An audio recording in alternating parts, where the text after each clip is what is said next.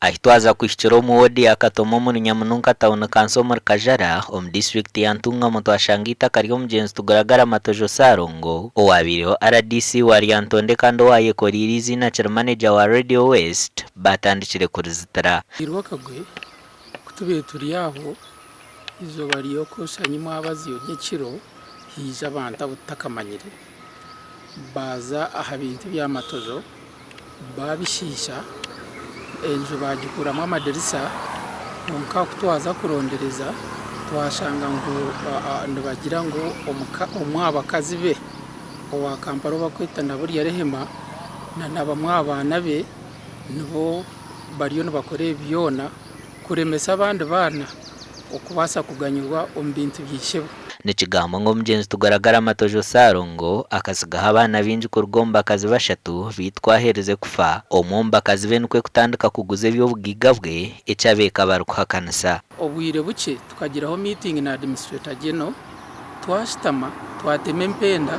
zo kureba ngo ba beneficiaries b'ebintu bya Tiguragara Matojo bona babiganyirwamo konka tukiriyo tukore ebyo hata abantu baruga ehita kumanya basibitaka bari fensinga bateme ntoke bateme miti bashenye enju abahinzi kuguza indagano bakagikorera Kampala kandi hata bagizeho ya DDP sagerezo kubemereza ari kugira ngo ibintu bikorwa mu mateka bagizeho kugira ngo bazitara abantu bakora ibintu mu Rwanda biragera konka cyo mu cy'umurundi DPC yasigaye yakigarakanisa ngo bakondo babiyeho urukiko ibintu bigaruka mu mateka Chairman w'omwanya ogu nagira ngu nawagire korabaho yashanga ebintu ebirumwe emisiri hamwe n'emiti bitemere ngu konka atari kumanya babisisire kinyunda biranyu mwagiye nasanga ekibire kitemere nagenda nazika